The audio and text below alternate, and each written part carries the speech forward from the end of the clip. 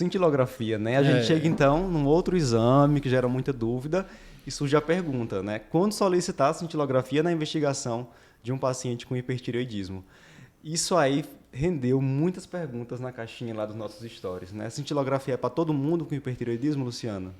Não, assim, a cintilografia cabe bem no contexto que você tem. Um laboratório de hipertireoidismo fez ultrassom, tem nódulo, então nódulo mais TSH suprimido é igual a cintilografia. Isso. Né? Isso aí é uma... Essa frase é perfeita. Memoriza essa frase. Não tem para onde você fugir dela, né? A cintilografia no contexto, porque confunde muito quando o pessoal fica falando de tireoidite, a história de captação, se a captação está alta, se a captação está baixa.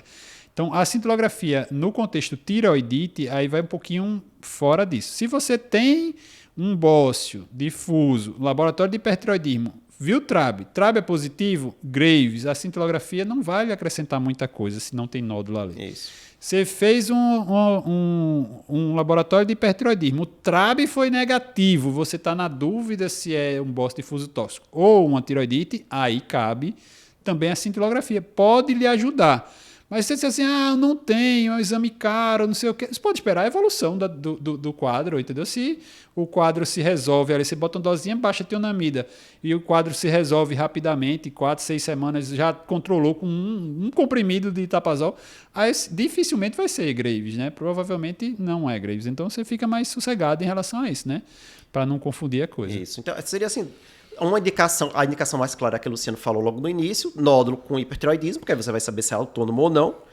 E a outra indicação seria nessa dúvida aí, será que é Graves ou será que é tireoidite? Então, no Graves tem uma captação alta nas 24 horas, na tireoidite tem a captação baixa. Mas, como o Luciano falou, assim, não é aquela coisa, indispensável. Agora, nódulo com TSH suprimido, aí sim você tem que fazer a cintilografia. Lembrar que a gente ainda pode até ter aquela gracinha de uma Marilyn Art da vida, né? Ícaro que adora, né? Foi nosso residente, ela apresentou uma reunião clínica, 2 casos. Não sei se o pessoal sabe o que a gente está falando. É o paciente que tem Graves e tem plame ao mesmo tempo. É um nódulo autônomo num paciente com Graves. Né? Então, você, por exemplo, pode acontecer, você não tem acesso ao TRAB, por exemplo, que acontece. Às vezes nem todo serviço tem acesso ao TRAB. Aí o paciente ali, você acha que é Graves, está na dúvida, tem um nódulo na ultrassom de tireoide, você faz a cintilo, até pensando que é um plummer.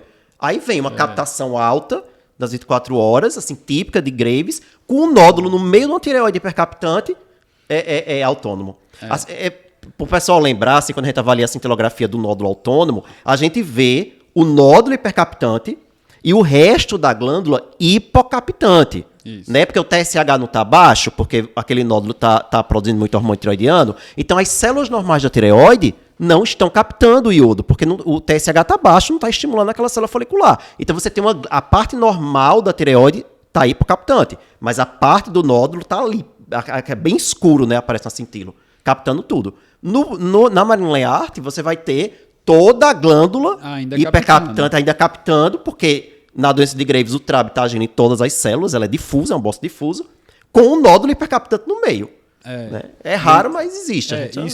Isso esclarece bem também a história dessa raio, o pessoal fala, né, dessa captação de 24 horas, de que quando você tem plummer, na maioria das vezes a captação vai estar baixa, vai estar até no limite inferior da normalidade, porque só vai estar hipercaptante só o nódulo. Você tem que pensar que o resto da glândula inteiro vai estar baixa. Então, uma glândula normal funcionante, a glândula inteira tem uma captação normal. Se você pensar, eu tenho um nódulo ali, o nódulo mede 2 centímetros, a tua tireoide toda mediria 8, aí tu tem só aquele nódulo captando, o resto está tudo suprimido, a captação total vai dar baixa, porque é só o nódulo. No Graves, é a glândula toda que está captando, então a captação de 24 horas vai dar alta, né? Lembrar das cintilas umas causas assim também diferentes. Já tive alguns casos de Strumovari, né? Strumovari é um tumor ovariano que estaria fabricando esse excesso de hormônio tireoidiano, e aí fazia cintilografia da tireoide. É engraçado que os dois, coincidentemente, eram na época que, assim, você com a medicina nuclear funciona, você podendo entrar lá para ver os exames, aí você fazia cintilografia da tireoide, né? Aí a tireoide não tinha captação nenhuma, porque o cara tem hiper e não vai ver captação da tireoide, porque o hormônio está vindo de fora, o TSH está suprimido, é a mesma coisa. O hormônio está vindo do ovário nesses casos, né? Isso, aí você tem que fazer a cintilografia como se fosse uma PCI, tem que fazer do corpo inteiro para achar o foco. Aí capta lá na pelve. Capta lá na pelve. Luciano descreveu exatamente um caso que eu tive no consultório esse mês. uma paciente meia-idade, a ultrassonografia, aquele padrão típico, né, multinodular, com hipertireoidismo subclínico, só que persistente. E aí, paciente pós-menopausa, né, tem indicação de investigação, tratamento. Fui investigar, fiz a cintilografia, veio lá, se eu não me engano, no limite inferior ele colocava como sendo 15% da captação de 24 horas. Ela estava ali no limite inferior e claramente a imagem de um nódulo, de um plummer suprimindo ali todo o resto da glândula. Então, exatamente isso que você falou, né? Um paciente com plummer e uma captação no limite inferior. Só lembrar para o pessoal, quando a gente pede a cintilografia de tireoide, são feitos 2 exames em um. Então, o paciente faz a cintilografia mesmo, que é uma imagem planar, em que a gente vai ver ali a distribuição do traçador, toda a tireoide, nódulos frios, nódulos quentes. E a gente vê também essa captação do iodo em 24 horas, que expressa o quanto foi captado, o quanto foi fixado naquela glândula do iodo que foi administrado. E é isso que a gente usa, é essa captação que a gente usa para diferenciar entre uma tireotoxicose com hipertireoidismo, como por exemplo a doença de Graves, e uma tireotoxicose sem hipertireoidismo, como é o caso das tireoidites, né? Que vão ter aí uma captação tipicamente muito baixa, classicamente menor que 1% e sempre menor que 5%. Isso.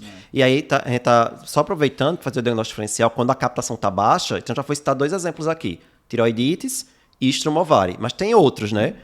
Como o hipertireoidismo factício, né? Aquele paciente que está ingerindo, às vezes sem você saber, ou tem aquelas formulações usando uma fórmula doida aí qualquer que alguém prescreveu, com T3 no meio.